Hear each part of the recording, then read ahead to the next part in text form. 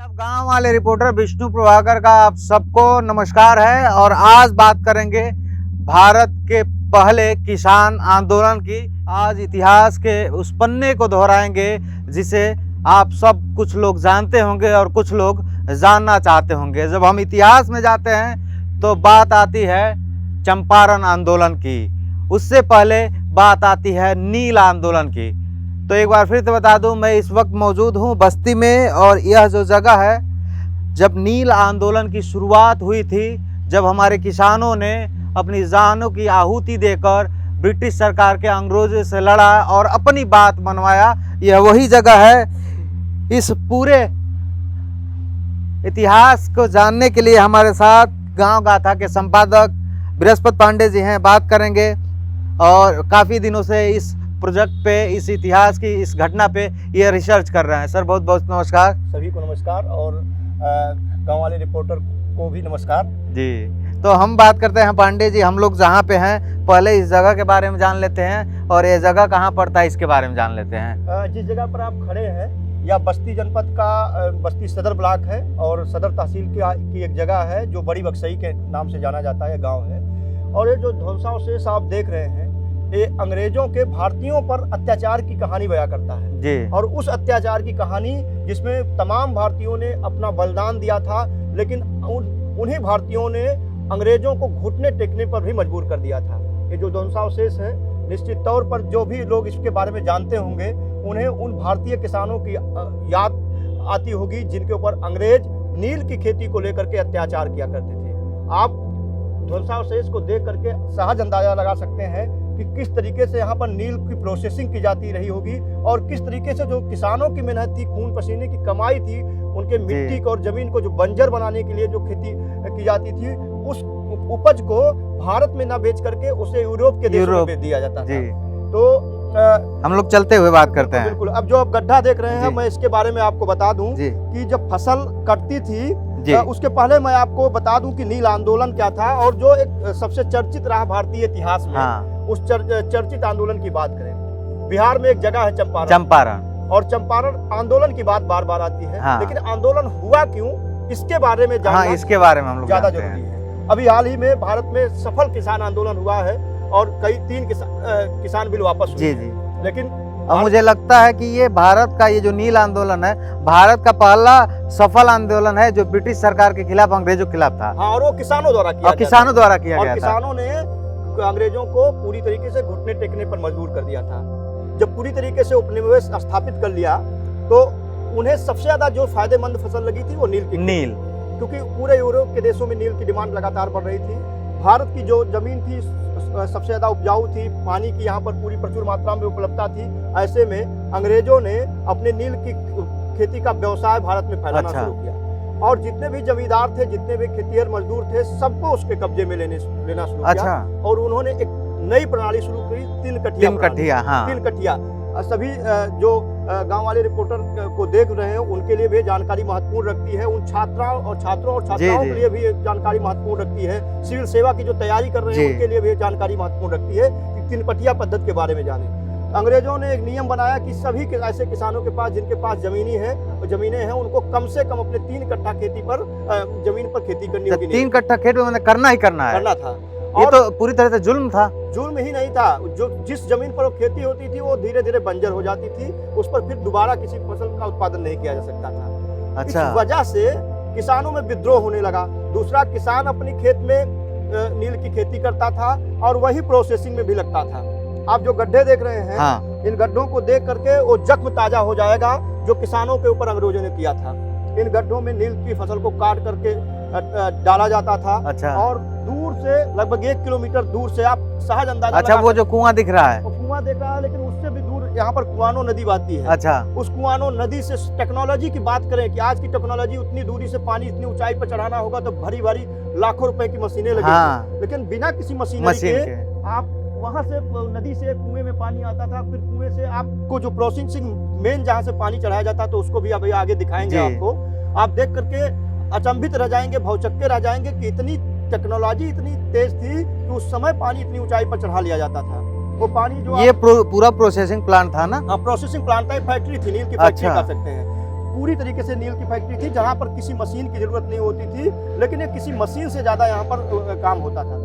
आप देख सकते हैं कितनी ऊंचाई पर ये बना हुआ था, और इतनी ऊंचाई पर नदी से पानी पहुंचाया जाता था। हाँ। और यहाँ पर मजदूर इतनी ऊंचाई पर चढ़ करके काम करते थे, और इसकी दीवार की मोटाई आप अंदाजा लगा सकते हैं। टेक्नोलॉजी कोई भी टेक्नोलॉजी मतलब मशीनें के यूज नहीं है, इसमें किसी तरह का सीमेंट, किसी तरह का मोलन नहीं, इसमें सब गुड़ और चूना और रेत नाम की एक मिट्टी आती थी, और मजबूती अभी भी वही मिट्टी और ईंटों की मजबूती आप देख सकते हैं। और उसमें पनपथुआ ईंट होता था, अच्छा। चौड़े होते थे। नील की कोठी और ये नील का कुआं बोल सकते हैं। यह प्रोसेसिंग प्लांट का पहला स्टेप है पंडित जी। दूसरा स्टेप का अच्छा, ये दूसरा स्टेप है। जी, जी। क्या इसका क्या रोल था कुएं का? यहाँ से लगभग 5 से 600 मीटर की दूरी पर कुआनो नदी बहती है। अच्छा। और कुआनो नदी जो है, कुआनो नदी से पानी जो है इस कुएं तक पहुंचाया जा सकता है। कुआनो नदी थी, कितना दूरी होगी कुआनो नदी की? 5 से 600 मीटर है। अच्छा। और वहाँ से पानी पहुंचाया जाता था इस कुएं में, और इस कुएं में एक नीचे गड्ढा है, छेद है। हाँ। उस छेद से पानी फिर देख सकते हैं यहाँ पर ऊपर चढ़ता था। अच्छा, अंदर अंदर। जी जी। और फिर यहाँ से एक नाली हुआ करती थी, जो उस ऊंचाई पर जो आप देख रहे हैं वहाँ ऊंचाई पर जाती थी, लेकिन उसके पहले एक पानी को स्टोर करने के लिए गड्ढा था, डंप। और उस गड्ढे से पानी फिर ऊपर नाली पर चढ़ता था। और जब आप वहाँ देखेंगे, मेन जो स्टार्टिंग पॉइंट है इस फैक्ट्री का, की कोठी का, वहाँ जब पहुँचेंगे तो देखेंगे कि इस तरीके से निचले स्तर से लगभग 10 मीटर ऊपर पानी बिना किसी मशीन। अच्छा, एक बात मुझे समझ में नहीं आ रहा है कि बिना कोई टेक्निकल मैनुअली जो है पानी को लगभग 12 फीट ऊपर ले जाना, ये बड़ा अजूबा टाइप का लग रहा है। उस समय का अगर कोई उस समय का स्वतंत्रता आंदोलन के उस समय का कोई व्यक्ति इस समय जिंदा होता, हाँ। तो शायद हम लोगों को उस टेक्नोलॉजी के बारे में बता सकता था। वो टेक्नोलॉजी उन्हीं लोगों के साथ विलुप्त हो गई। हाँ। और शायद इस तरह की किसी इनोवेटिव सोच के, इंजीनियरिंग सोच का कोई व्यक्ति आ जाए, या पुरातन जो अपने बाप दादाओं से कहानी सुना हो कि हाँ। कैसे चढ़ता था, अगर ऐसा कोई व्यक्ति मिल जाए जो नील आंदोलन के विद्रोह का गवाह रहा हो, या उस गवाह से उसने जानकारी ली हुई हो, या ऐसा इतिहास का कोई पुख्ता सबूत मिल जाए, तो हम लोगों के हाथ एक ऐसा हथियार लग सकता है जो बिना मशीनों के, बिना ऊर्जा की खपत के, जीरो लागत में पानी को ऊपर पहुंचाने का काम। ये फैक्ट्री का मेन स्टार्टिंग पॉइंट है। अच्छा। और यहाँ से आप देख सकते हैं सबसे बड़ा जो हौज होता था, हाँ। 2 हौज हुआ करते थे। अच्छा। एक हौज देखिए आप हमारे बाएं तरफ देखेंगे, और एक दाहिनी तरफ। इन्हीं हौजों में जो मेन स्टोर होता था पानी। अच्छा। यहाँ से 2 छोटे छोटे प्रोसेसिंग प्लांट थे। अच्छा। प्रोसेसिंग वाले हौज थे, उनमें जाता था पानी। ओके। यहाँ पर सीढ़ियाँ लगी होती थी, इन सीढ़ियों के जरिए लोग उतरते थे। उसके बाद पानी को दूसरे गड्ढों में नालियाँ बनी हुई हैं। आइए चलिए दिखाते हैं कि नालियाँ कैसे इसमें काम करती थी, पानी को इन हौजों के जरिए दूसरे को। लेकिन आप अंदाज लगाइए कि कितनी ऊंचाई पर कितनी ऊंचाई है। अब बिना किसी मशीनरी के पानी चढ़ना। अब मुझे लगता है हम लोग जब कुएं पे थे और यहाँ पर हैं, तो यहाँ की और वहाँ की हाइट की बात करें तो लगभग 24 फीट से ऊपर की हाइट है। और एक और मैं दिलचस्प बात बताऊं कि हम लोगों के पास इतनी कैलोरी ऊर्जा है, और हाफ गए पानी कितना हाफता रहा होगा कि बाप रे। लेकिन उसके बावजूद भी पानी को पर डे चढ़ाया जाता था, पर डे यहाँ प्रोसेसिंग होता था। और एक गड्ढा है, एक गड्ढा इधर आप देख रहे हैं, गड्ढा ये मेन स्टोर होता था। इसमें कई क्यूबिक पानी, इसमें जो पानी का कई हजार लीटर, लाखों लीटर पानी इसमें इकट्ठा होता था। और फिर देखिए नालियाँ थी, इन नालियों के जरिए जो गड्ढे हैं, आप इस गड्ढों को देख सकते हैं, धीरे धीरे जो है। फिर यहाँ से भी उतरने के लिए था। अच्छा। मतलब ये फैक्ट्री का मतलब मेन मशीन कर सकते हैं। ओके। प्रोडक्शन पॉइंट बोल सकते हैं इसको। मेन मशीन है। और ये गड्ढे हैं, गड्ढों से देखिए। और ऐसी मशीन है जिसमें कोई मशीन भी नहीं लगा है, नहीं लगी है। और एक ऐसी फैक्ट्री है जिससे उस समय के दौर को अगर देखा जाए तो करोड़ों की कमाई ये मशीन फैक्ट्री कराती थी। हाँ। उस दौर की बात अगर की जाए तो करोड़ों की कमाई करने वाली ये फैक्ट्री है। आइए उतरते हैं। अच्छा, हम लोग इसकी टेक्नोलॉजी पे अगर बात करें तो आपको क्या लगता है कि आज के दौर में एंड्रॉयड की बात हो रही है, 4G जनरेशन की बात हो रही है, लेकिन आज के 100-150 साल पहले एक ऐसी टेक्नोलॉजी जो है, ये देख के हम लोग को अजूबा लग रहा है। बिल्कुल। और सबसे बड़ी बात, सरकार के पास ऊर्जा की कमी है। हाँ। विद्युत उत्पादन लगातार जो स्रोत है, जो प्राकृतिक ऊर्जा स्रोत है, घट रहे हैं। जी जी। बिजली कहीं भी पानी चढ़ाना हो, कहीं भी प्रोसेसिंग करना हो, तो बिजली की खपत होती है जी। मशीनरी लगती है, श्रम लगता है, और उसके अलावा फिर कई तरह की उसमें टेक्नोलॉजी इस्तेमाल की जाती है। ये मुझे लगता है बहुत कम टेक्नोलॉजी में, जीरो ऊर्जा में जो मानव श्रम लगता है, तो उसकी बदौलत यहाँ पर। अच्छा, केंद्र सरकार और प्रदेश सरकार अगर चाहे तो इस टेक्नोलॉजी की बदौलत कुछ अलग, कुछ और बेहतर कर सकती है। बिल्कुल कर सकता है। और मुझे लगता है कि किसानों के जो किसानों को घाटा की बात की आय नहीं, आय नहीं होती अच्छी और लागत ज़्यादा लगती है, उनको ऐसी टेक्नोलॉजी के बारे में बताया जाए जिसमें शून्य लागत हो और प्रोसेसिंग करके जी। अच्छा कमाए। तो हम लोग देख सकते हैं नीचे चलिए। हाँ। देखिए, अब देखिए इतनी ऊंचाई पर सोच लीजिए, उस समय तो और ज़्यादा हो रहा होगा, उतनी ऊंचाई पर पानी चढ़ना और एकदम निचले स्तर से आना कितनी बड़ी बात बिल्कुल। नहीं होगी थी। और ताकि आमतौर पे हम लोग देखते हैं कि हिमालय के पर्वत से पानी आ जाता है, जी, जी, लेकिन यहाँ पे जो हालत पूरा जो है उसका अलग है, पूरा उलट है, मतलब नीचे से पानी ऊपर जा रहा है। बिल्कुल। और पूरा देखिए हम लोग लगभग ये मुझे अंदाज है, आप भी अंदाज लगा सकते हैं कि ये 300 मीटर की फैक्ट्री होगी। हाँ। इससे कम की फैक्ट्री नहीं होगी। जी। 300 मीटर की इसकी लंबाई होगी और मुझे लगता है कि 100 मीटर की चौड़ाई होगी। तो इतनी लंबी चौड़ी में है। और इसकी दीवारें आप अंदाजा लगाएं, जिस जगह पर खड़े हैं मुझे लगता है 25 मीटर मोटी तो इसकी दीवार होगी। 25 मीटर। तो इतनी अच्छी टेक्नोलॉजी बिना सीमेंट मोरंग हाँ, के। बिना अब सीमेंट सोचिए के। आज हम मोरंग की क्वालिटी पर सवाल खड़ा करते हैं, गिट्टी के क्वालिटी पर सवाल खड़ा करते हैं और दीवारें उसके बाद धराशायी हो जाती है। यहाँ तो आज भी वैसे का मुझे लगता है कि आज़ादी के 100 साल पहले बना हुआ। हाँ। मुझे लगता है खंडहर समझ के छोड़ दिया गया है, फिर भी देखिए 200 साल पुरानी जी, ये जी। बिल्डिंग है, ये फैक्ट्री है, आज भी वैसी पड़ी हुई है। अगर इसको थोड़ा सही से रखा जाए, हाँ, थोड़ा मेंटेन कर दिया जाए अगर चीज़ों को, तो देखते हैं। क्योंकि इसकी टेक्नोलॉजी को सरकार को समझना होगा, इसको संरक्षित करने के लिए आगे आना होगा। क्योंकि स्थिति आप देख सकते हैं कितना कि ये खंडार है, यहाँ पर जहरीले जीव जंतु भी हो सकते हैं। हाँ बिल्कुल बिल्कुल। अभी हम लोग को नाग मिल भी गया था, लेकिन हम लोग कोशिश करेंगे हाँ, कि चूंकि लोगों को जानकारी मुझे थोड़ा रिस्क जी देते हैं। तो मैं सबसे पहले तो देखिए गांव गाथा के संपादक बृहस्पति पांडे जी को धन्यवाद दूंगा, इसलिए कि इतना रिस्क लेकर जो है यह खबर को हम लोग कर रहे हैं। और ये खबर मैं सिर्फ इस वजह से कर पा रहा हूँ कि आपकी जानकारी मेरे साथ है और आपका साथ मेरे साथ है। तो हमारे जो युवा हैं उनको भी जो है जानना चाहिए। हाँ, ये आप सब लोगों के लिए रिस्क लिया जा रहा है, तो आप सब इस वीडियो को देखें और एक जानकारी समझ के देखें, क्योंकि यह जानकारी हो सकता है आप सबको अभी तक न मिली हो। आप देखिए, अब यहाँ से अगर देखेंगे अंतिम छोर पीपल का पेड़ जहाँ हम लोगों ने अभी हाँ, अंतिम छोर किया था, और देखिए इधर सब धराशायी हो गया है। हाँ। तो फिर से सरकार चाहे तो दीवारें नहीं टूटी हैं, मिट्टी के क्षरण की वजह से ऐसा हुआ है, इसको फिर से खड़ा किया जा सकता है, इसको म्यूजियम बनाया जा सकता है। मुझे लगता है सरकार अगर थोड़ा सा केयर कर देगी तो युवाओं को और जो तैयारी करने वाले छात्र हैं उनके लिए जो है एक बेहतर माध्यम भी हो सकता है। तो अब हम लोग पहुंचते हैं कुआनो नदी पर, जहां से पानी छोड़ा जाता था। यहाँ कुआनो नदी की दूरी कितना होगी? लगभग यहाँ से 600 मीटर होगी। अच्छा, 600 मीटर की दूरी से पानी आता था। तो वह भी जगह आप सबको दिखाना ज़रूरी है, क्योंकि ये कहानी और इस ऐतिहासिक घटना के बारे में पूरी जानकारी तभी आपकी हो पाएगी। तो हम लोग चलते हैं कुआनो नदी के पास। तो हम लोग इस वक्त कुआनो नदी पहुंच गए हैं। कुआनो नदी है ना ये? जी जी बिल्कुल बिल्कुल। तो ये कुआनो नदी, और बताया जाता है कि नील की जब खेती होती है, उसका जब प्रोसेसिंग होता है, उसका उत्पादन होता है, तो पानी की बहुत मात्रा में ज़रूरत होती है। पानी की मात्रा कह लिया जाए कि नील की प्रोसेसिंग पूरी तरीके से पानी पर ही निर्भर है। अच्छा।